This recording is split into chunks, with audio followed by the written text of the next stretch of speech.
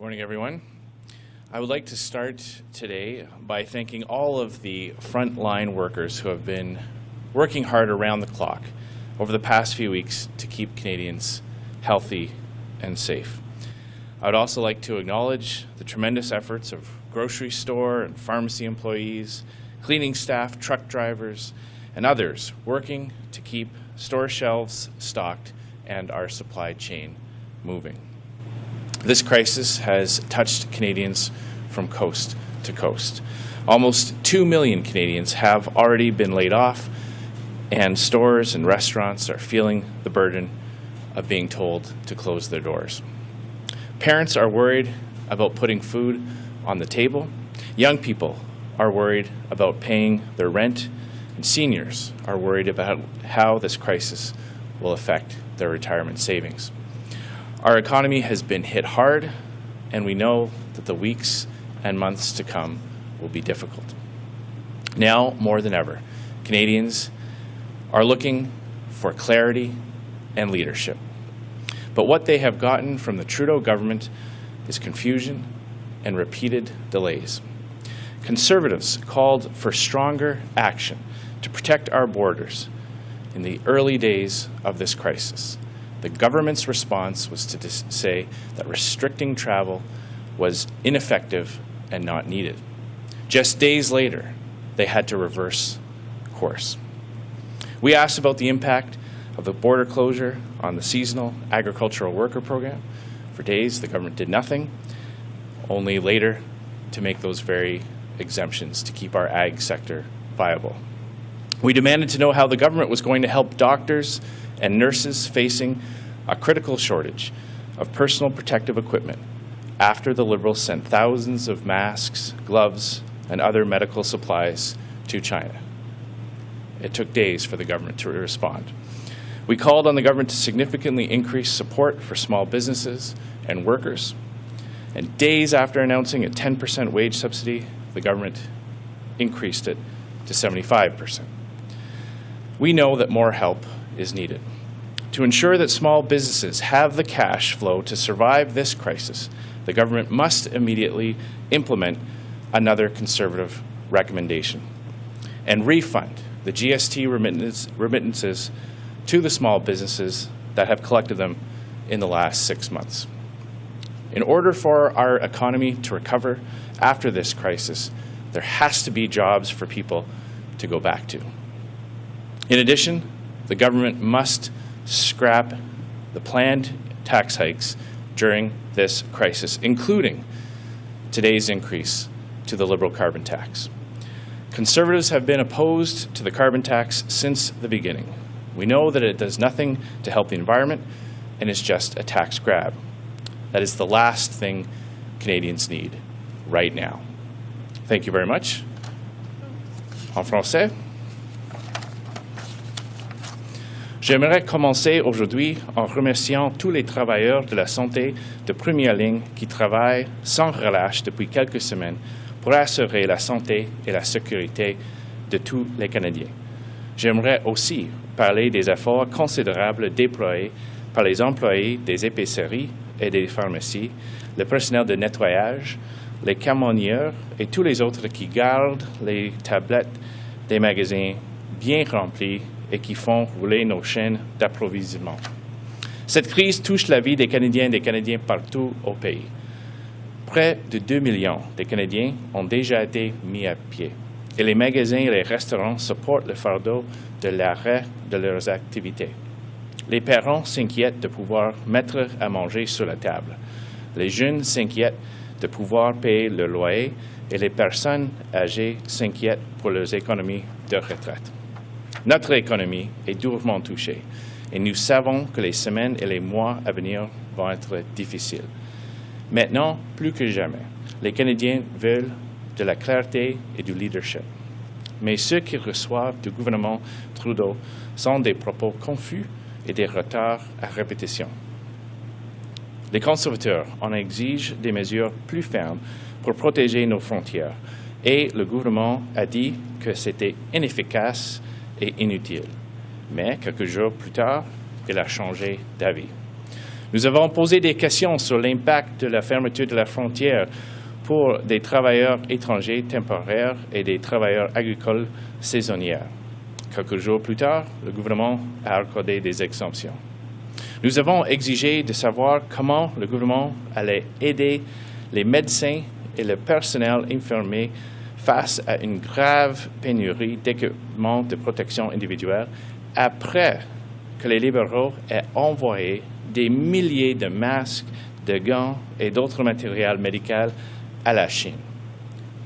Hier, le gouvernement a finalement répondu. Nous avons pressé le gouvernement d'augmenter considérablement le soutien aux petites entreprises et aux travailleurs.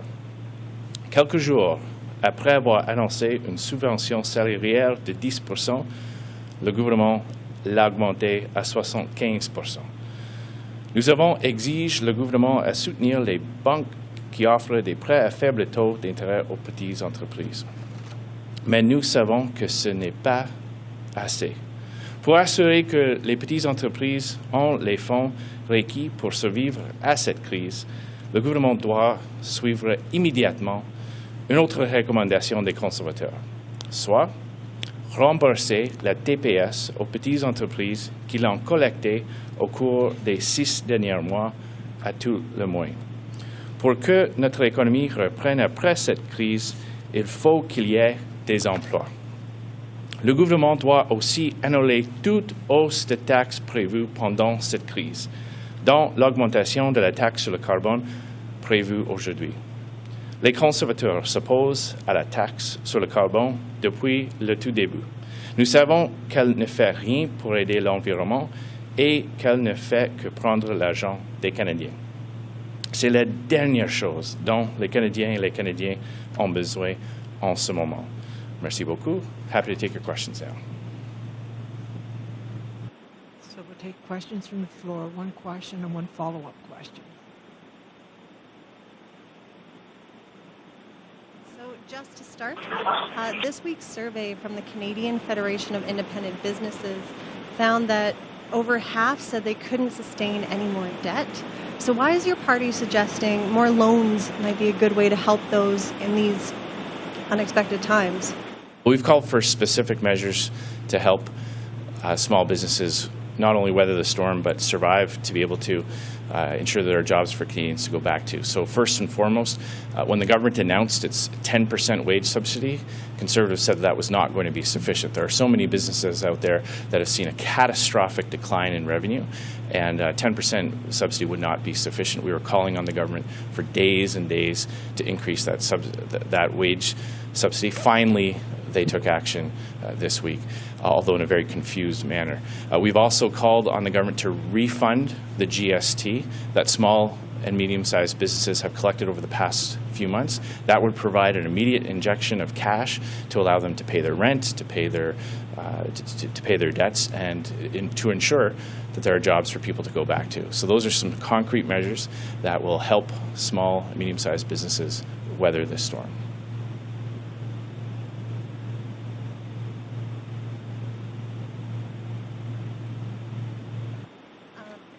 Switching to a different vein, in the view of the Conservative Party, what aspects of the government's proposal on wage subsidies require the House of Commons to reconvene? Well, it's very clear that what Prime Minister Justin Trudeau announced yesterday does not match what is in the legislation. So in terms of which companies would be eligible for the subsidy and whether or not companies have had to experience a decline in revenue. The Liberals recalled Parliament. Instead of focusing on legislation to help businesses get through this crisis, they spent their time focusing on a massive power grab to give themselves new and unprecedented powers. They should have made sure that they were getting it right when it comes to helping Canadians instead of just helping themselves. We'll go to the phone lines with 6 questions. A follow-up, please. Thank you. Please press star 1 at this time if you have a question. S'il vous plaît, appuyez sur étoile 1 maintenant pour poser une question. Our first question is from Mary-Kate Walsh from the Globe and Mail. Please go ahead. À vous la parole. Hi, Mr. Scheer. I'm wondering if you think that MPs federally should defer any salary increases until after this crisis? Well, as you may know, that is a federal legislation that would require government action to amend. I would, of course, be supportive of that. In the meantime, I've indicated that I personally will be donating any extra salary to a local food bank that I'm sure is experiencing a great deal of increased demand. So I'll be supporting a local charity here in Regina. So will the Conservatives be pushing for the government to implement legislation to delay the wage hike? And should public servants also not take a pay hike until this is over? What we've said is that we would be supportive if the government brings in such legislation. We would support it. And what about civil servants?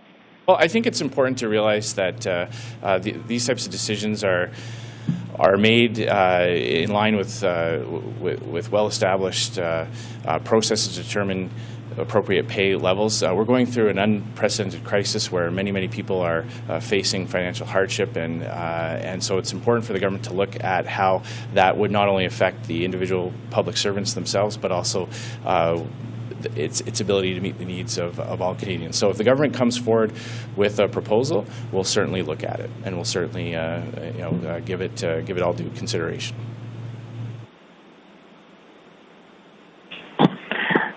Thank you. The following question is from Tom Korski, Blacklock's reporter. Please go ahead. À vous la parole. Thank you, Mr. Scheer. Cabinet has just signed an executive order giving the Minister of Finance the ability to borrow to $350 billion. That would be more than last year's entire federal budget. If he borrowed to that authority, it would increase the federal debt 45%. He can only do that if Parliament's out of session. Do you want to get Parliament back into session, even with a skeleton crew, barely quorum, just to get some oversight on a $350 billion borrowing authority? Conservatives have been calling for accountability during this crisis from the very beginning. That's why we made our cooperation in last week's parliamentary session contingent on the House of Commons Finance Committee sitting. The current projected date to return to Parliament is April 20th. Conservatives will be pushing to make sure that there is some kind of parliamentary oversight provided for Canadians during this very difficult time. You mentioned the extraordinary numbers we're seeing as it relates to the Canadian debt and the deficit. This is one of the reasons why we had been calling on the government to have a plan to get back to balanced budgets, to leave us more flexibility, to strengthen the government's position in case of a downturn or a time of need. The Liberals utterly refused to do that. Their massive deficits and wasteful spending over the past few years have left us in a weakened and vulnerable position as an economy and as a country. So absolutely we will be pushing to ensure that there are accountability and parliamentary oversight mechanisms in the weeks ahead. On the separate topic, the Public Health Agency of Canada was created by Parliament as a pandemic preparedness agency. After the last pandemic, H1N1, 9 years ago, the auditors went in and said, you really want to start stocking up on pandemic preparedness supplies. They acknowledge today there's a shortage of, for instance, masks, and they are attempting to buy pandemic supplies in the middle of a pandemic. They did find money for climate change programs last year, however, about $5.6 million worth. My question, do you have an opinion as to the competence of management at the Public Health Agency of Canada? Well, I hold the government responsible for government decisions, and what we've seen from the beginning of this crisis is a government that is slow to react and has to constantly reverse itself. Remember, when Conservatives were calling for travel restrictions from countries that had seen a spike in cases, the government utterly refused to do that. In fact, they said that such border controls and travel restrictions were ineffective in the fight against the pandemic. Just days later, they were forced to reverse their position. We've seen them send thousands and thousands of pieces of equipment, masks, gloves, protective equipment to China. after the World Health Organization had warned countries that COVID-19 was posing a global threat. So from the very beginning of this crisis, it's been clear that the government has not been providing Canadians with the clarity and certainty that we need to see from our government during a time of crisis. Thank you. Our following question is from Andrew Lawton from True North. Please go ahead. Good morning, Mr. Scheer. Do you think that the Canadian government should be pushing for accountability or in many cases, responsibility from China for its response to COVID-19? I think I think it's important that the government pushes the government of China to be open and transparent about not only the number of cases but its handling of the outbreak of this virus. I think it's essential that all countries report honestly and openly to the World Health Organization so that we can make decisions here based on the very best science and the very best evidence. So I guess as a follow-up, do you believe China's official numbers, the ones that have been reported to the WHO? You know, I view anything coming from a government that is autocratic, that is not democratically elected, that does not have robust and open transparency measures, that controls the media in its own country. I view everything that those types of governments say with a great deal of suspicion and skepticism. Thank you. Thank you. Our following question is from Stephanie Levitz from the Canadian Press. Please go ahead. À vous la parole. Good morning, Mr. Scheer. I want to go back to C-13, if I may. Have you had any indication from the government as of yet whether Parliament will be recalled to deal with the wage subsidy or have to amend the legislation in any way? So at this point, I have not received any type of communication from the government that is their plan. Of course, it's up to the Prime Minister through the Speaker to recall the House of Commons. I just point out again that what Canadians were looking for was certainty and competency when it comes to dealing with this crisis, and to have a government introduce a piece of legislation only days later to make an announcement that does not match their own legislation. And now this possible scenario where they would have to recall Parliament to fix their own mistakes is not instilling a great deal of confidence in Canadians right now.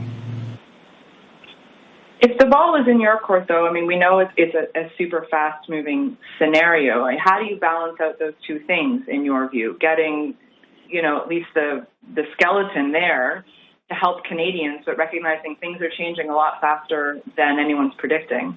Well, keep in mind that when the Prime Minister announced the initial plan for wage subsidies, he set the subsidy at 10%, and everybody agreed that that was not going to be high enough to keep people employed during this crisis. It took them a great deal of time to change their position on that and to make their ultimate announcement. So we're ready. We're ready to go back. We will cooperate with the other parties to make sure that any type of parliamentary setting that would be required to provide Canadians with the help they need during this crisis that would respect the very best advice from public health officers. We've showed last week that all parties are capable of coming together to find that common ground. We just hope that the government gets it right this time. Thank you. A following question is from Alex from the Toronto Star. Please go ahead. À vous la parole. Hi, Mr. Scheer. I'm still not quite clear. Is your position that the House must be recalled and the legislation must be amended before the government can move forward with this program? It's the first of the month.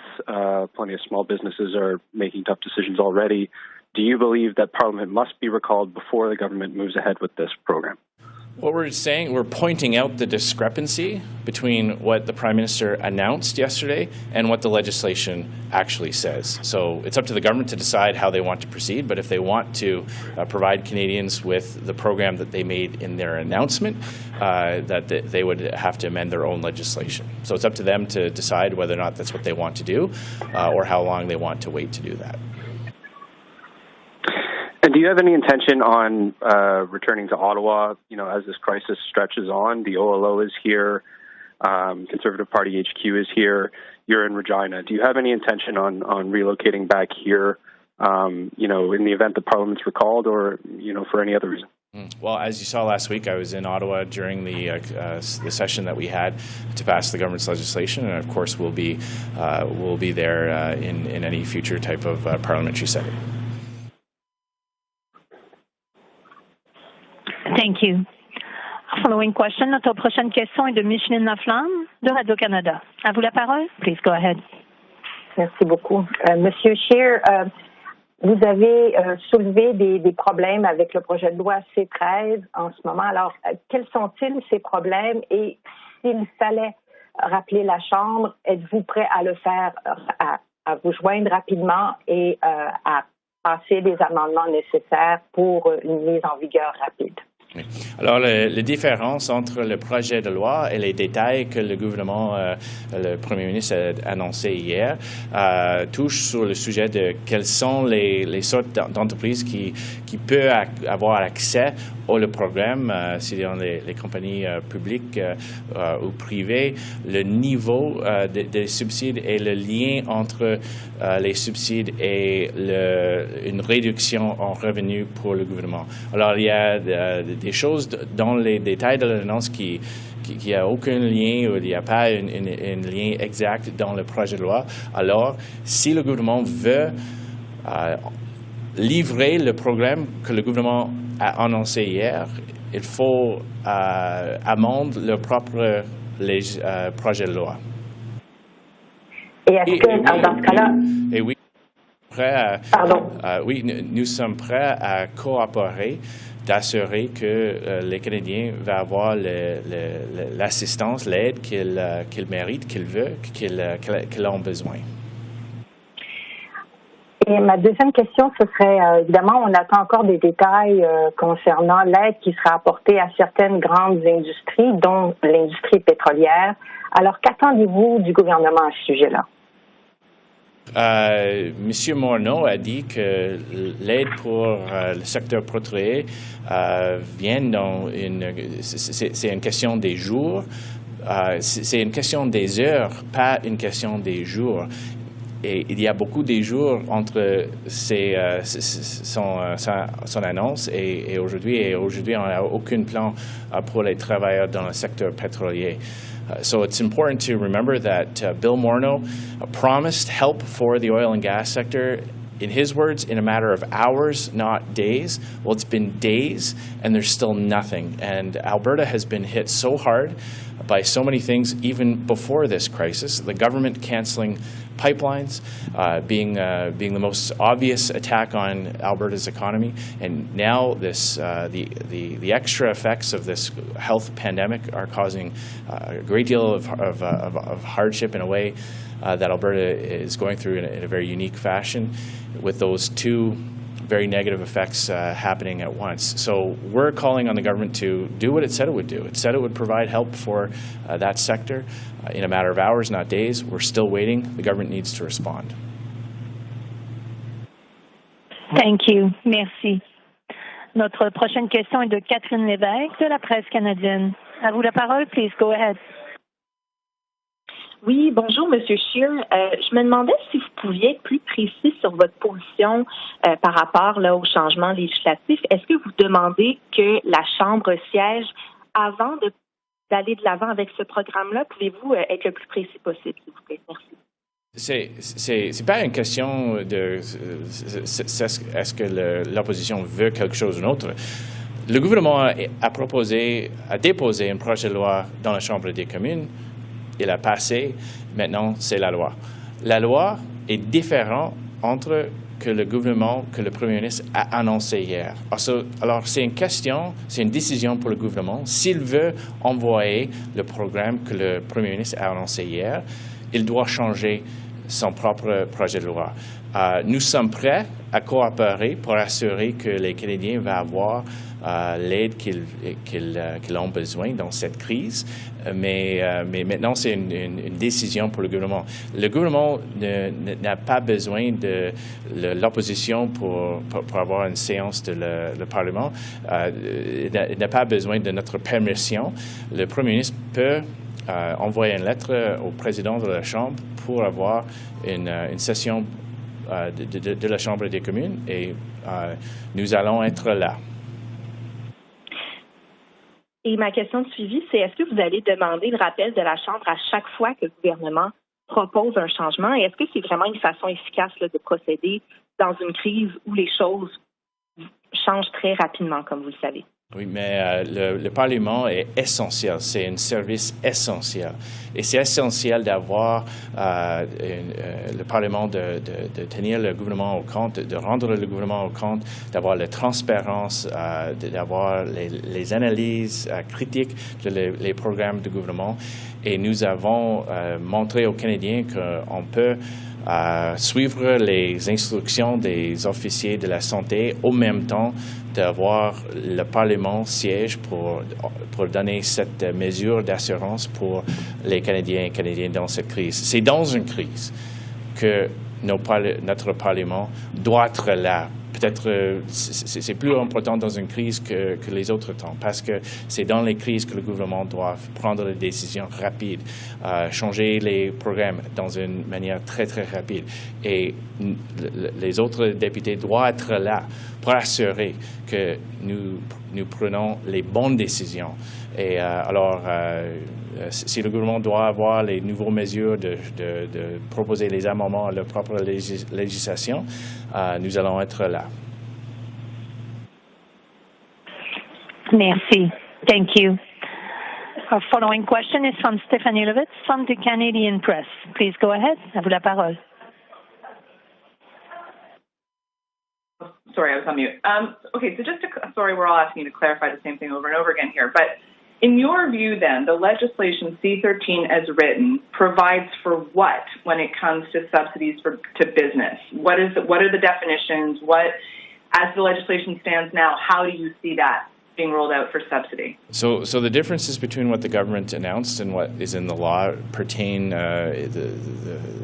mostly around which types of companies are eligible to receive the payments. So whether or not they are a publicly traded company or not, there's a discrepancy between the bill, the law that the government passed, and what the Prime Minister announced yesterday, as well as the parameters as to whether or not companies have experienced a decline in revenue.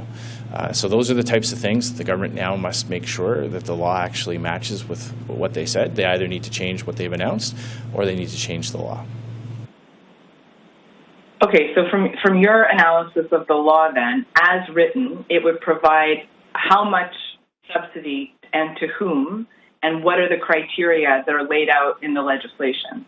Well, I'm happy to provide you on background the technical nature of each clause in the bill, but in essence, it's a question as to whether or not publicly traded companies can receive the wage subsidy and whether or not companies need to show a 30% reduction in revenue in order to be able to be eligible. That's a discrepancy between the legislation and what the government announced yesterday. Okay, and if I could just pivot to the question of the national stockpile. Is your sense here, when the government's talking about spending more money to get industry to retool, to buy masks and ventilators, we're supposed to have a national stockpile of these things, and we also have a military that in theory could spool up its own production. Any thoughts on your end about whether the Defense Production Act should be used to help our supply? As it relates to the stockpile, someone needs to be held accountable for the fact that governments have received recommendations from experts saying buying equipment in a time of crisis is not the best way to proceed. It's much better to have a stockpile to ensure it's up to date, that you've got equipment on the shelves that are still within its shelf life regularly with the capacity to expand dramatically. Those have been recommendations from experts and outside analysts. The fact that we are now talking about spending $2 billion to buy equipment when every other country around the world is going to be trying to do the exact same thing shows a lack of planning, and someone needs to be held accountable for why we entered into this crisis in this position. So we're going to thank the news media for their participation and attendance this morning. So thank you very much. Thank you very much, everyone. Merci.